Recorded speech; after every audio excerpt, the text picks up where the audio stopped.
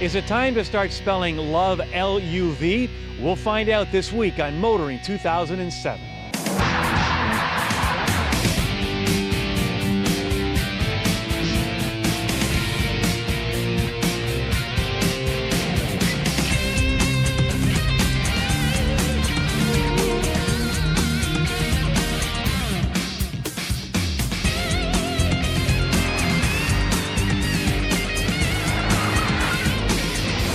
TSN's Motoring 2007 is brought to you by Q from Quaker State.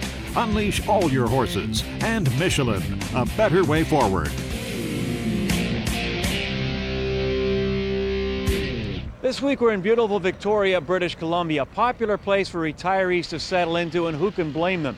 Beautiful scenery and a laid-back atmosphere. But you know, speaking of laid back, as we all know, for many, many years, the big three in North America decided to ignore the Japanese car makers, as in Honda and Toyota, and of course we know how that story unfolded. But now it's the Japanese turn to look in the rearview mirror, and guess what they see? They see the South Koreans, as in Kia and Hyundai. And of course, Kia are making some great vehicles these days and like to brag about the fact that they are the fastest growing automaker in the world. As for Hyundai, what can you say about this company? They've gone from 4 to 8 models since 2000. They've sold close to 95,000 vehicles, and yes, you don't have to make an excuse for driving a Hyundai anymore. But this company is now about to go somewhere they have never gone before, into the luxury segment. In fact, their new vehicle, called the Veracruz, is called an LUV. Doesn't stand for love, it stands for luxury utility vehicle. And Hyundai is taking dead aim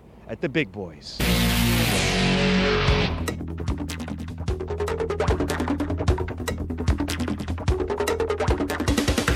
This is really the first vehicle for Hyundai that really moves in the premium segment of the sport utility vehicles. Actually, we call it LUV, luxury utility vehicle.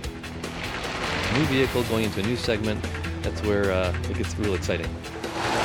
This is an incredible opportunity for us to move not only into the midsize category with a larger vehicle, the Veracruz, but it also gives us the opportunity to compete with some of the luxury marques out there. Targeting some of the big names in the luxury segment has given us a leg up on the competition in a lot of respects. I worked at Ford for almost 18 years, and I first encountered Hyundai when my friend Steve bought his first car. It was a Pony back in 1984, and he was really proud because it was under $5,000. But where I really kind of took a second look at Hyundai was, I think about 2 years ago, when Steve Kelleher got up and took 2 AJAC awards home, one for Azera and another one for Sonata. And it just blew me away how well Hyundai is doing in terms of the quality and the design. Well, the Veracruz is important firstly because it expands our audience, and it expands it into a realm where people are looking for a true 7-passenger vehicle. They're looking for the quiet and the comfort of, you would say, an MDX, a Lexus RX 350, but they're frankly not willing to pay the steep prices for those vehicles. That's kind of where consumers are heads at. They want more for their money.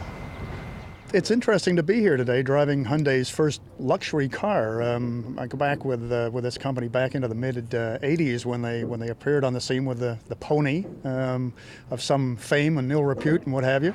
But what an amazing progression. You know, they've gone from those very early days of, to be quite honest, quite primitive automobiles, and to the point now where they're a serious contender with all the Japanese companies, you know, the Hondas and the Toyotas and what have you.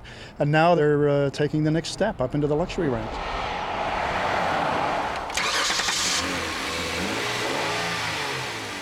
It's the 3.8-liter V6 all-aluminum engine. We also have a brand new transmission hooked up to it, 6-speed automatic with Shiftronic, just in bulletproof powertrain. Drive system, we've got intelligent torque controlling coupling added to the 4-wheel drive, which looks at less sensors in order to operate the 4-wheel drive system. It tries to predict when you're going to need that 4-wheel drive added to your overall experience. The transmission, the electronic throttle control system, the all-wheel drive system, everything works together with vehicle stability control, not only for safety, but for performance enhancements. When you can step into what we would call, and we're hesitant to say this, our GLS base unit, it's not really a base unit, And in that vehicle, you have heated leather seats, all-wheel drive, 18-inch wheels, all standard equipment, all with the one price you pay. There are no options with Veracruz. We have a GLS and we have a Limited. That's it. We've packed everything possible into those vehicles to make them really appeal to customers. I think it's a competitive vehicle. I think it is lacking a bit in differentiating itself from the Santa Fe. From a size standpoint and feature standpoint. The fact that there's no navigation or MP3 capability or even a lot of high-end technology like an active suspension or something along those lines that would really differentiate it and really bring it up to the level of something like an MDX that has that super handling all-wheel drive system and that sort of thing. It seems to only have the basics in terms of technology. They said during the presentation that navigation will come, MP3 connectability will come down the road. So I think it's a vehicle that you'll see gets more and more polished as it sort of ages and sort of learns from its competitors. One of the things that has been crossing my mind is this vehicle, the loaded one, is $45,000 plus. So if you roll up to the country club and you're there with your golf bags and your buddy with his Lexus is there and your friend with an Acura, is it going to be difficult to say, here I am with my Hyundai? I don't know. I mean, I can't speak for the owners, but it probably will be a little bit of an uphill battle at first for them. Do you really try harder when you're number 2? More later on Kenzie's Corner.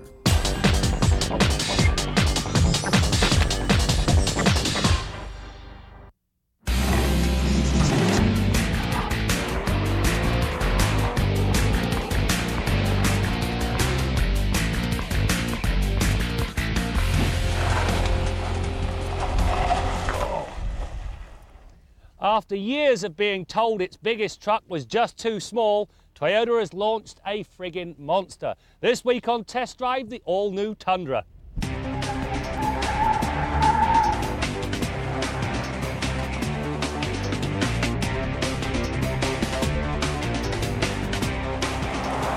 Offered in regular double and Crewmax cabs, 2- and 4-wheel drive and 3 different box lengths, the Tundra now competes on an equal footing with its domestic peers. In all, there are now 32 different combinations available, each of which is aimed at a different buyer. From those buying a workhorse to the high flyer who wants an available navigation system and, if they really want, a backup camera. The interior of the Tundra has been very well conceived. To begin with, given the width, I was expecting some of the controls to fall beyond arm's length. They don't. You can reach everything very easily. The other thing, storage space galore. Double glove boxes, a ton of overhead storage up here, a monstrous center console, but more importantly, there's space underneath the rear seats. That way you can put your valuables inside the cab and lock them up safe. Power comes from one of 2 powertrains. The base 4.7-litre V8 is married to a 5-speed automatic and pushes a very respectable 271 horsepower and 313 pound-feet of torque at 3,400 RPM. The up-level 5.7-litre engine is teamed with a 6-speed automatic. For those who intend to tow, this is the unit of choice. It churns out 381 horsepower and 401 pound-feet of torque at 3,600 RPM. This means it can tow up to 4,895 kilograms when properly equipped. More importantly, it gives this oversized beast some semblance of performance. It hauls its way to 100 kilometers an hour in a very respectable 8.3 seconds.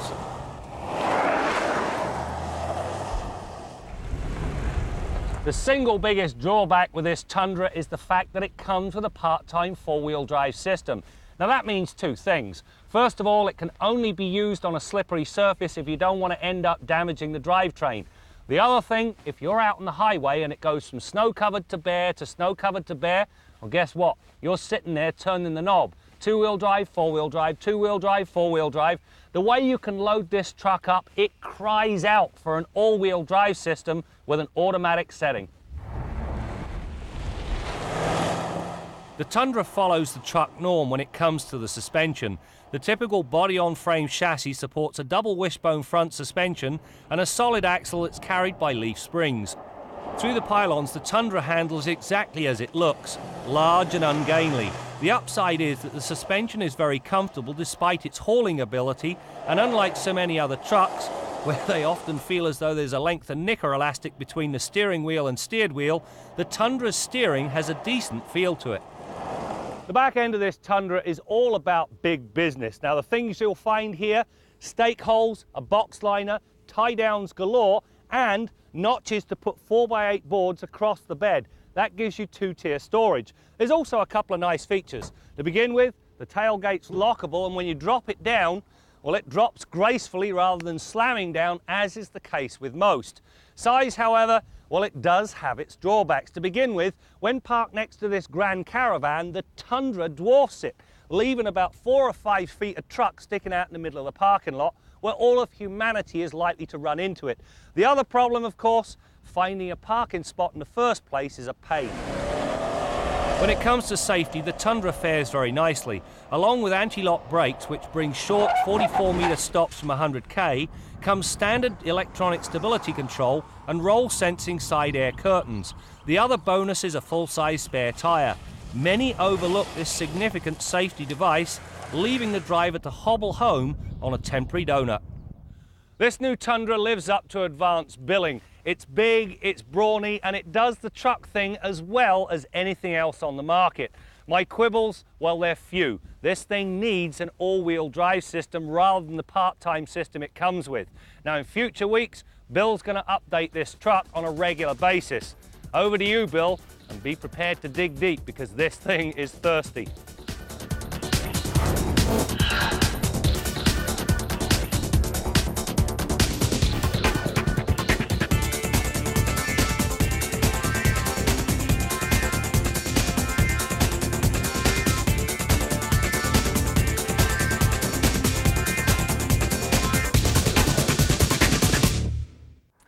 It's time to introduce our latest long-term tester, the Kia Rondo EX-V6. Now, when I did the original test drive, I came away very impressed. So much so, I awarded it our best new small car over $18,000. Now, that was an initial impression. Is it going to be the lasting impression? We'll update you down the road.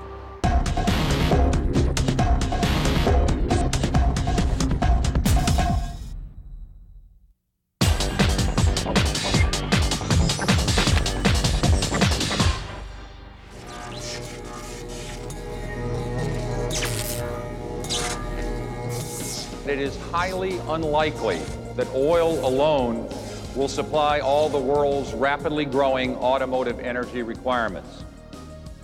For the global auto industry, this means that we must, as a business necessity, develop alternative sources of propulsion based on alternative sources of energy. Here it is, the Chevrolet Volt, an electrically driven car from General Motors. I am shocked, truly shocked. A GM electric vehicle is an inconvenient truth. The truth is, we are moving forward with technology that will unite several sources of energy, and E-Flex technology is the conduit that's going to make that happen.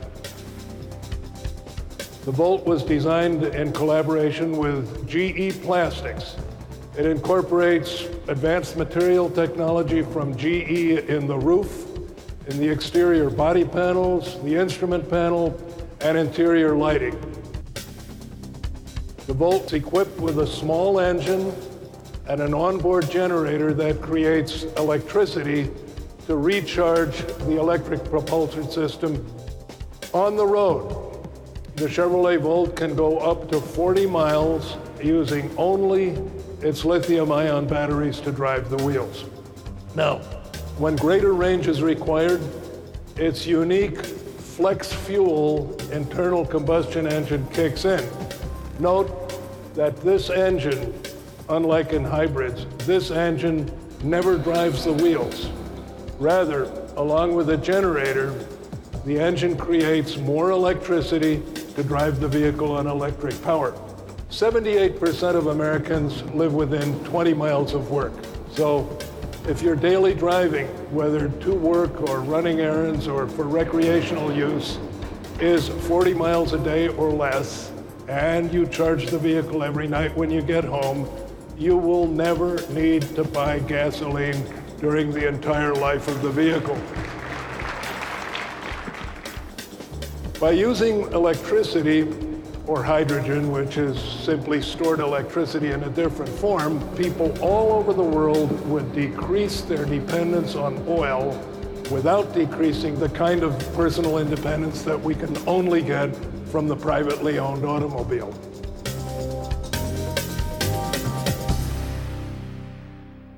You know, they say it's the small things in life that make it worthwhile. Well, there's some small things in the new Hyundai Veracruz that I love. First, you usually need a manual to put the third row seats down. Not here. Flip of the latch and it lays flat. Also, the side pockets, usually a hard place to put anything, but once again, Hyundai has thought of everything. And last but not least, a flick of the wiper control brings the wipers up automatically, and they're easy to service. And you know, I know one guy that's going to love that feature, and that's our man in the Quaker State Garage, Bill Gardner. I got to get one of those babies right away. I have to be the first guy to have one. Anyhow, I'm just kidding, as I'm sure you know. But I'm wondering how long that mechanism that lifts that wiper arm up is going to work properly for. And I'm thinking like the first Canadian winter, maybe not the second or third, but I'm sure the jury's out on that, and we'll find out in a few years. If everybody else copies it and can make it work, maybe it's a good deal. Anyhow, I want to talk about what's at the end of the wiper arm, and that's your wiper blade. Now, when I parked my Chevy pickup and I had the last long-term motoring test truck, when I came back, my truck had sat out all winter, and that's what my passenger side wiper blade looked like. Now, remember that anything rubber, vinyl, or plastic on your car just doesn't last as long these days as it used to 10, 15 years ago, and that's because we've got so much UVB rays coming through the atmosphere because of ozone layer depletion. All these products just degrade at a much greater rate. So it's not uncommon to have to change your wiper blades every year. And that's probably a good idea, to change your wiper blades or look at them once a year. Now, in some vehicles, some premium quality vehicles, if they're fairly new, you can actually buy just the rubber strip at the car dealer that manufactures or handles your brand of car, and you can change just the rubber strip. But a lot of times after a Canadian winter, we find the blades are rusty, bent, damaged, or mangled in some fashion, which necessitates replacing the whole blade. And that's what most Canadian motorists do, is replace the entire blade. Now, when you go to an auto parts store, you've got a wide selection of blades. This happens to be the one that I use, but there's lots of good blades out there that you can get. And it's one of those things, like everything else in this world, the more you pay, the better the product you get. So the low-end blades are typically plastic and fairly inexpensive, and then the longer, more intricate blades are more expensive, and premium quality blades like this one right here, everybody's going to a beam type blade of this design. There's a couple of thin spring steel strips underneath a thin layer of rubber. Fairly simple blade, doesn't tend to gather a lot of slush and snow in the winter, and it's very flexible, conforms to the windshield pretty well. And a lot of OE manufacturers are going to this beam type blade, so now you see them in the aftermarket as well, and they work pretty well. Premium quality squeegee, little plastic protector to make sure it gets to you in one piece, and they graphite coat the blade so it's nice and quiet and gives you a really smooth, quiet wipe. Now, if you're driving around with wiper blades like I had in the passenger side of my vehicle, vision is so important to you. You need to get those changed as soon as possible. Don't run around with blades that are anything less than perfect.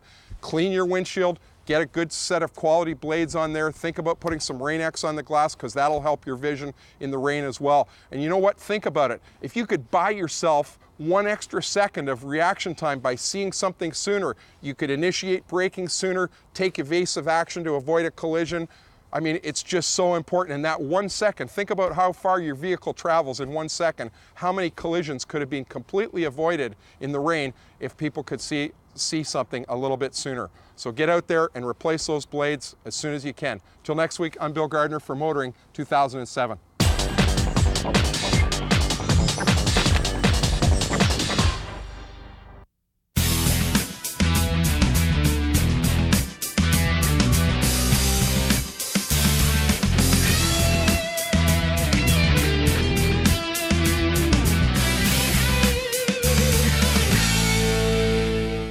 Came as no surprise because the analysts have been predicting it was going to happen sometime this year, but recently Toyota did pass General Motors as the #1 car manufacturer by volume in the world. Not yet in Canada or the United States, but that's probably going to happen pretty soon as well. Now, it's been a really interesting story for Toyota. They started, I don't know, back in the 20s sometime, if memory serves, as a loom manufacturer, got into cars in the 30s, but they really started to grow in the 70s and 80s when they had fuel-efficient vehicles that built with high quality that the domestics simply couldn't match. It hasn't been that they've built more stylish cars or they've got more technology than anybody else. And that's interesting because we always say the things that make cars successful in the marketplace are style, performance, and technology. Toyota instead concentrated on quality and low cost. They also have managed to infuse in every worker what they call the Toyota way. Examine every process that you do and find better ways, cheaper ways, faster ways to do it. Now, they learned some lessons from people like J. Edwards Deming, who was a statistical process control analyst working for Ford, interestingly enough, and it looks like Toyota learned more from him than Ford ever did. But they've managed to apply these lessons to the car business, where now they are the most efficient and richest car manufacturer in the business.